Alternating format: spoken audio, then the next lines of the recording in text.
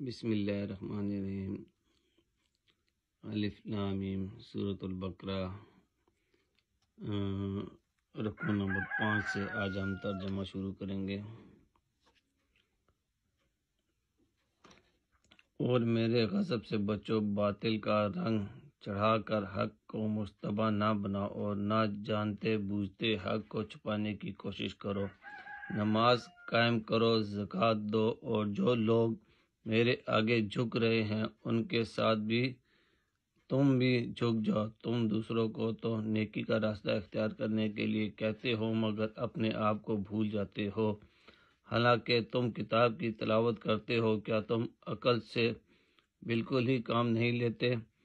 صبر اور نماز سے مدد لو، بے شک نماز اور سخت مشکل کام ہے، مگر ان فرما بردار بندوں کے لیے مشکل نہیں ہے جو سمجھتے ہیں کہ آخر کار انہیں اپنے رب سے ملنا اور اسی کی طرف پلٹ کر جانا ہے۔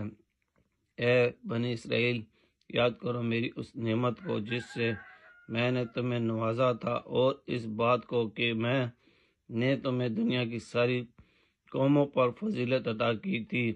اور ڈرو اس دن سے جب کوئی کسی کے ذرا کام نہ آئے گا، نہ کسی کی طرف سے سفارش قبول ہوگی، نہ کسی کو فدیہ لے کر چھوڑا جائے گا، اور نہ مجرموں کو کہیں سے مدد مل سکے گی۔ یاد کرو وہ وقت جب ہم نے تم کو فرعونوں کی غلامی سے نجات بخشی، انہوں نے تمہیں سخت عذاب میں مبتلا کر رکھا تھا، تمہارے لڑکوں کو ذبح کرتے تھے اور تمہاری لڑکیوں کو زندہ رہنے دیتے تھے، اور اس حالت میں تمہارے رب کی طرف سے تمہاری بڑی آزمائش تھی۔ یاد کرو وہ وقت جب ہم نے سمندر پھاڑ کر تمہارے لیے راستہ بنایا، پھر اس میں سے تمہیں بخیریت گزار دیا، پھر وہ وہیں تمہاری آنکھوں کے سامنے فرعونیوں کو غرقاب کیا۔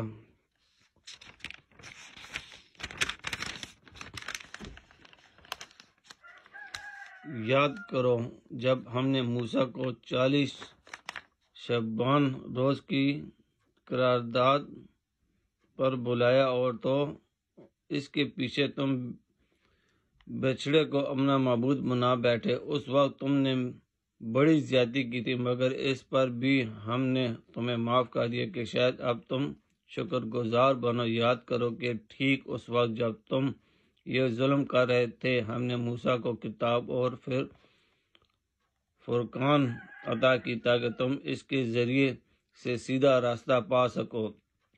یاد کرو جب موسیٰ نے نعمت لیے ہوئے پلٹا تو اس نے اپنی قوم سے کہا کہ لوگو، تم نے بچڑے کو معبود بنا کر اپنے اوپر سخت ظلم کیا ہے، لہذا تم لوگ اپنے خالق کے حضور توبہ کرو اور اپنی جانوں کو ہلاک تم نے بچڑے کو معبود بنا کر اپنے اوپر سخت ظلم کیا، لہذا تم لوگ اپنے خالق کے حضور توبہ کرو اور اپنی جانوں کو ہلاک کرو، اسی میں تمہارے خالق کے نزدیک تمہاری بہتری ہے۔ اس وقت تمہارے خالق نے تمہاری توبہ قبول کر لی کہ وہ بڑا معاف کرنے والا اور رحم فرمانے والا ہے۔ یاد کرو جب تم نے موسیٰ سے کہا تھا کہ ہم تمہارے کہنے کا ہرگز یقین نہیں کریں گے جب تک اپنی آنکھوں سے اعلانیہ خدا کو تم سے کلام کرتے نہ دیکھ لیں۔ اس وقت تمہارے دیکھتے دیکھتے ایک زبردست کھڑکے نے تم کو آ لیا، تم بے جان ہو کر گر چکے تھے، مگر پھر ہم نے تم کو جلا اٹھایا، شاید کہ اس احسان کے بعد تم شکر گزار بن جاؤ۔ ہم نے تم پر ابر کا سایہ کیا، من سلوہ کی غذا تمہارے لیے فراہم کی، اور تم سے کہا کہ جو پاک چیزیں ہم نے تمہیں بخشی ہیں انہیں کھاؤ، مگر تمہارے اسلاف نے جو کچھ کیا وہ ہم پر ان کا ظلم نہ تھا، بلکہ انہوں نے آپ اپنے ہی اوپر ظلم کیا۔ پھر یاد کرو جب ہم نے کہا تھا کہ یہ بستی جو تمہارے سامنے ہے اس میں داخل ہو جاؤ،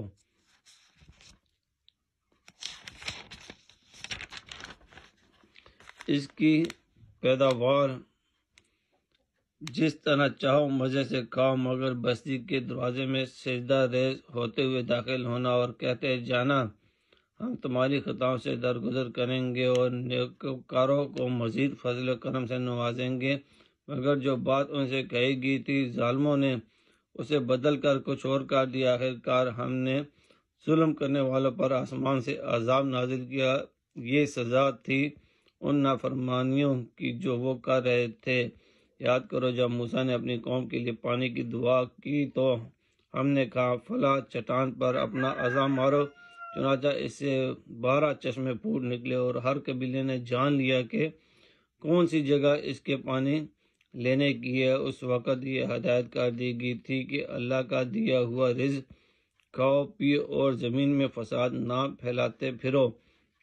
یاد کرو جب تم نے کہا تھا کہ اے موسیٰ ہم نے ایک ہی طرح کے کھانے پر صبر نہیں کر سکتے، اپنے رب سے دعا کرو کہ ہمارے لیے زمین کی پیداوار ساگ ترکاری کھیرا ککڑی کھیو لہسن پیاز دال وغیرہ پیدا کرے۔ تو موسیٰ نے کہا کیا ایک بہتر چیز کی بجائے تم ادنا درجے کی چیزیں لینا چاہتے ہو؟